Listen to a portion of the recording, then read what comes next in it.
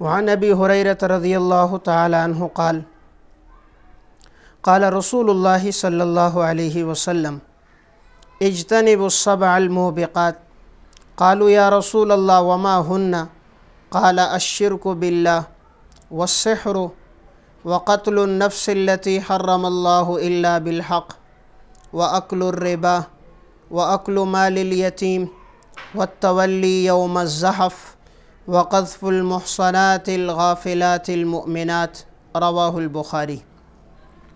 حضرت ابو ہریرہ رضی اللہ تعالیٰ عنہ سے روایت ہے کہ رسول اللہ صلی اللہ علیہ وسلم نے ارشاد فرمایا، اجتنبوا السبع الموبقات، 7 بڑے گناہوں سے اپنے آپ کو بچاؤ جو انسان کو ہلاک کر دینے والے ہیں۔ ان گناہوں میں پہلا گناہ اللہ کے ساتھ کسی کو شریک ٹھہرانا، نمبر 2 جادو کرنا، نمبر 3 کسی نفس کو ناحق قتل کرنا، نمبر 4 سود کھانا، نمبر 5 یتیم کا مال کھانا، نمبر 6 میدان جنگ سے پیٹھ پھیر کر بھاگنا، اور نمبر 7 پاک دامن مومن عورت پہ تہمت لگانا۔ تو آپ صلی اللہ علیہ وسلم نے ان 7 گناہوں میں ایک بڑا گناہ جو قرار دیا ہے وہ ہے یتیم کا مال کھانا۔ تو انسان اپنے آپ کو اس گناہ سے بچائے، کبھی یتیم کا مال نہ کھائے۔ قرآن کریم میں اللہ نے اس مال کھانے کو تعبیر کیا ہے کہ انسان اپنے پیٹ میں یہ مال نہیں لے جا رہا بلکہ اپنے پیٹ کو جہنم کی آگ سے بھر رہا ہے۔ ان الذین یأکلون اموال الیتامی ظلما انما یأکلون فی بطونہم نارا وسیصلون سعیرا۔ جو یتیم کا مال کھا رہے ہیں یہ حقیقت میں مال نہیں لے رہے، یہ اپنے پیٹوں کو جہنم کی آگ سے بھر رہے ہیں۔ اس لیے انسان کبھی یتیم کا مال نہ کھائے، یتیموں کے ساتھ حسن سلوک سے پیش آئے۔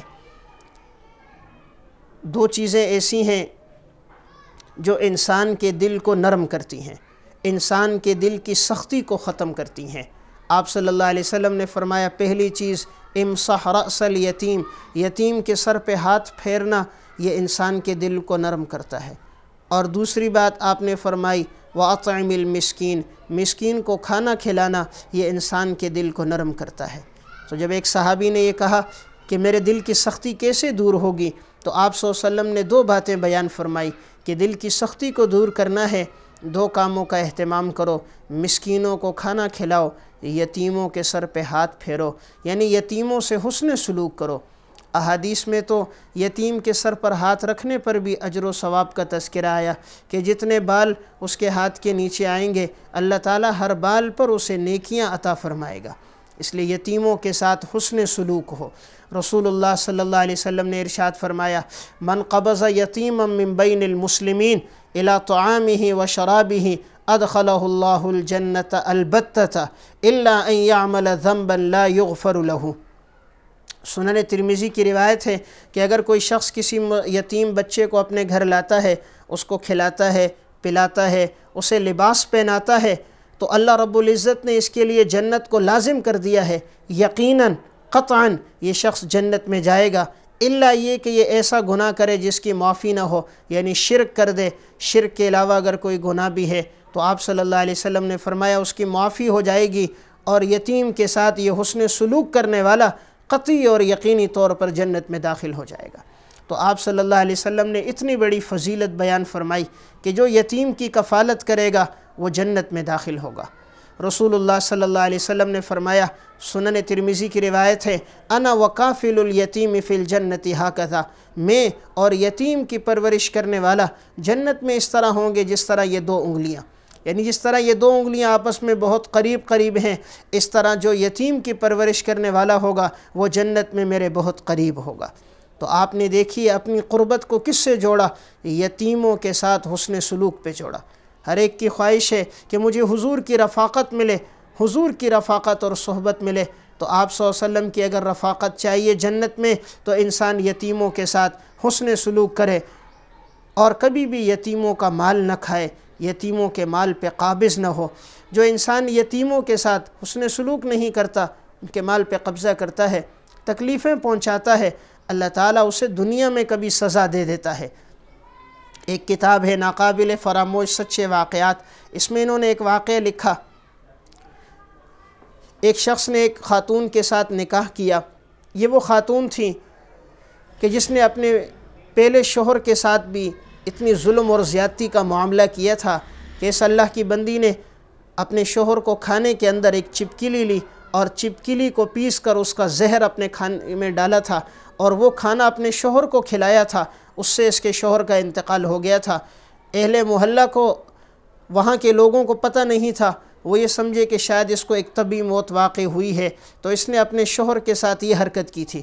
اس خاتون کے 2 بچے تھے، تو وہاں ایک شخص کی گھر والی کا انتقال ہو گیا اور اس کے 3 بچے تھے، تو وہ نکاح کرنا چاہتے تھے، کوئی خاتون ایسی ہو جو میرے بچوں کی پرورش کرے۔ تو اس خاتون کو نکاح کا پیغام دیا تو یہ نکاح پہ راضی ہو گئی۔ اسے یہ معلوم نہیں تھا کہ یہ وہ عورت ہے کہ جس نے اپنے شوہر کو زہر ملا کر کھانے میں دی اور اس سے اس کا انتقال کا واقعہ پیش آیا ہے۔ جب نکاح ہو گیا تو اس خاتون کے دل میں نیت ابتدا سے یہ تھی کہ میں اس کے بچوں کو قتل کر دوں گی اور اس کے پاس یہ جو دولت اور پیسہ ہے وہ پیسہ میرے ان بچوں کو ملے گا اور میرے بچے ان پیسوں پر عیش و عشرت کریں۔ اس شخص کی پہلی گھر والی سے یہ 3 بچے تھے، ایک کی عمر 3 سال، ایک کی عمر 5 سال اور ایک کی عمر 7 سال تھی۔ اب جب اس خاتون کے ساتھ نکاح ہو گیا تو یہ خاتون اپنے پہلے شوہر کے 2 بچوں کو ساتھ لے کر آئی تھی، تو وہ شوہر ان 2 بچوں کی بھی کفالت کرتا، اپنے 3 کی بھی کرتا تھا۔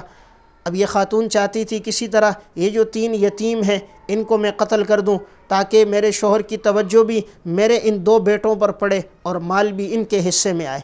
تو ایک دفعہ اس بدبخت نے ایسا کیا کہ کھانے کے اندر زہر ملائی اور زہر ڈال کر یہ 3 سال کی بچی اور یہ جو 5 سال کی، ان دونوں کو وہ زہر دی۔ اب 5 سال والے نے جیسے وہ زہر کھائی، وہ زہر جسم میں سرایت کر گئی۔ 3 سال والی نے کھائی لیکن اس کو الٹی ہو گئی، قے ہو گئی، ایک دفعہ قے ہوئی، دوسری دفعہ قے ہوئی۔ اب اس نے خود شور شرابہ شروع کر دیا کہ بھئی بچوں کی حالت بالکل نازک ہے، انہیں ہسپتال لے جایا جائے۔ تو ہسپتال جب لے کر گئے تو ہسپتال میں پہنچے تو ایک بچہ تو دم توڑ گیا تھا، لیکن دوسرے کو چونکہ الٹی ہو چکی تھی، زہر تو باہر آ گئی تھی لیکن زہر کے کچھ اثرات تھے۔ علاج ہوتا رہا تو دوسرے بچے کو افاقہ ہو گیا۔ اب شوہر کو پتہ چل گیا کہ یہ بدبخت ہے کہ اس نے کھانے میں زہر دیا ہے۔ اس نے جب پوچھا تو اس نے آگے سے قسمیں کھانے شروع کر دیں کہ میں نے کوئی زہر وغیرہ نہیں دیا۔ ڈاکٹر کی طبی رپورٹ کے اندر یہ بات آ چکی تھی کہ ان بچوں کو زہر دیا گیا ہے۔ اب یہ سب کچھ کیوں کر رہی تھی؟ اس لیے کہ یہ بچے مر جائیں، میرے بچوں کی طرف اس کی توجہ ہو جائے۔ اللہ تعالیٰ نے پھر اس عورت کا کیا انجام کیا کہ اس کا بیٹا جب عین جوانی کو پہنچا، یہی بچہ جو پہلے شوہر سے تھا جس کے لیے یہ سب کچھ کر رہی تھی، یتیموں کو اس نے زہر دی تھی، تو اللہ نے پھر اس پر بھی یہ بات دکھلائی۔ جب اس کا یہ بچہ جوانی کو پہنچا، کمانے کے لائق ہوا، اچانک بیمار ہو گیا، گھنٹے سے سوا گھنٹے کے اندر اس کا انتقال ہو گیا۔ جس بچے پر اس نے امیدیں لگائی تھیں کہ میرے بڑھاپے کا سہارا بنے گا، چند دنوں کے اندر اندر ہی دنیا سے چل بسا۔ اب اس کے پاس کوئی سہارا نہ رہا۔ پہلے شوہر کو تو خود مارا تھا، دوسرے شوہر نے طلاق دے دی، بچہ ہاتھوں سے چلا گیا، اور پھر اس کی حالت کیا ہوئی؟ یتیم پہ ظلم کرنے والی اس خاتون کے ساتھ اللہ نے کیا کیا؟ اب اس کو ایک بیماری لگ گئی تھی جس سے اس کا پیٹ سوج جاتا تھا، پیٹ سوج کر اوپر ہو جاتا تو یہ شور کرتی میرے پیٹ کو دباؤ، میرا پیٹ دباؤ، میرا پیٹ پھٹ رہا ہے، تو اوپر چڑھ کے اس کو پیٹ کو دبایا جاتا، تب وہ جا کر پیٹ اندر ہوتا، پھر لوگ ہٹتے تو پیٹ اوپر ہو جاتا تھا، اور اس کے منہ سے گدھے کی آوازیں آتی تھیں، کوئی قریب نہیں آ سکتا تھا، گدھے کی طرح آوازیں نکالتی تھی۔ اس طرح آوازیں نکالنے لگی، منہ سے غلاظت بہنے لگی۔ اس طرح اللہ نے اس عورت کو تڑپا تڑپا کے مار دیا کہ اس نے یتیموں پر ظلم کیا تھا، اپنے شوہر پہ ظلم کیا تھا، تو یہ ایک عبرت کا نشان بن گئی۔ اس لیے کبھی یتیموں پہ ظلم نہ کیا جائے، یتیموں کے ساتھ انسان حسن سلوک سے پیش آئے۔ جب حسن سلوک سے پیش آتا ہے، اللہ مال میں بھی برکت دیتا ہے، اور اللہ تعالیٰ اگر بیمار ہے تو اللہ اس کو تندرستی دے دیتا ہے، اللہ اس کو صحت عطا کر دیتا ہے۔ مشہور کالم نگار ہیں، ادیب اور پروفیسر جناب جاوید چودھری صاحب کا ایک کالم چھپا تھا جس میں انہوں نے ایک واقعہ لکھا۔ اس واقعے کو مکافات عمل میں ڈاکٹر عبدالغنی فاروق نے بھی ذکر کیا۔ وہ واقعہ یہ ہے، جناب جاوید چودھری صاحب کہتے ہیں کہ ہمارے ایک دوست تھے، ان کے والد صاحب کافی عرصے سے بیمار تھے، تو میں بھی کبھی کبھی ان کے ہاں جایا کرتا تھا۔ ان کے والد صاحب کے جگر نے کام کرنا چھوڑ دیا تھا، ان کے پیٹ میں پانی جمع ہو جاتا تھا، ہر ہفتے اس کے پیٹ سے 4 بوتل پانی نکالا جاتا تھا، اور وہ بالکل اپاہج اور معذور تھا کہ وہ چارپائی سے اٹھ نہیں سکتا تھا، اسے بیت الخلاء بھی اٹھا کے لے جایا جاتا تھا، قضائے حاجت کبھی چارپائی پہ ہو جاتی تھی، تو بڑی مشکلات اور تکلیف کی زندگی تھی۔ کہتے میں 1-2 دفعہ اس کے ہاں گیا تو دیکھا وہ بڑی پریشانی اور تنگی کی زندگی گزار رہا ہے۔ جناب جاوید چودھری صاحب کہتے ہیں ایک دفعہ پھر جب میرا جانا ہوا تو میں نے کیا دیکھا کہ وہ حاجی صاحب جو اپنی جگہ سے اٹھ نہیں سکتا تھا، اب ایک لاٹھی لی ہے اور ایک کنارے پہ رکھی ہے اور باغ کے اندر خود ٹہل رہا ہے، ہاتھ ہلا ہلا کے چکر مار رہا ہے، ایک چکر دوسرا چکر۔ میں نے جب دیکھا تو حیران ہو گیا کہ جو اپنی جگہ سے اٹھ نہیں سکتا تھا اور آج اپنے باغ میں ٹہل رہا ہے۔ تو انہوں نے جب مجھے دیکھا تو کہا بیٹھو میں اپنے 10 چکر پورے کر دوں۔ کہتے ہیں بڑی اس طرح چکر لگاتا تھا جس طرح کوئی نوجوان ہو، نوجوانوں کی طرح سینہ ہلاتے ہوئے، تیز تیز قدم رکھتے ہوئے جب اس نے اپنے 10 چکر پورے کر دیے، بغیر کسی سہارے کے میرے قریب آ کر بیٹھا، سانس لیا، پانی کا گھونٹ پیا۔ میں نے کہا آپ نے کہاں سے علاج کروایا؟ اب تک تو آپ کی حالت یہ تھی کہ آپ اپنی کروٹ تبدیل نہ کر سکو، آپ کی قضائے حاجت آپ کے بستر پہ ہوتی تھی، اچانک یہ تبدیلی کیسے آ گئی؟ یہ صحت اور تندرستی کس سے مل گئی؟ کس ڈاکٹر، کس طبیب، کس حکیم سے علاج کروایا؟ انہوں نے کہا کسی حکیم سے علاج نہیں کروایا، اللہ نے مجھے شفا دی ہے اور یتیموں کی وجہ سے شفا ملی۔ انہوں نے پوچھا وہ کیسے شفا ملی؟ تو کہا جو میری خدمت کرنے والا نوکر تھا، تو ایک دفعہ ایسا ہوا اس کی والدہ کا انتقال ہوا تو وہ چلا گیا، تو میرے بیٹوں نے میری خدمت کے لیے ایک یتیم لڑکے کو رکھا جس کی عمر 8 سے 9 سال تھی۔ وہ یتیم بچہ مجھے کھانا بھی کھلاتا تھا، میری قضائے حاجت بھی صاف کرتا تھا۔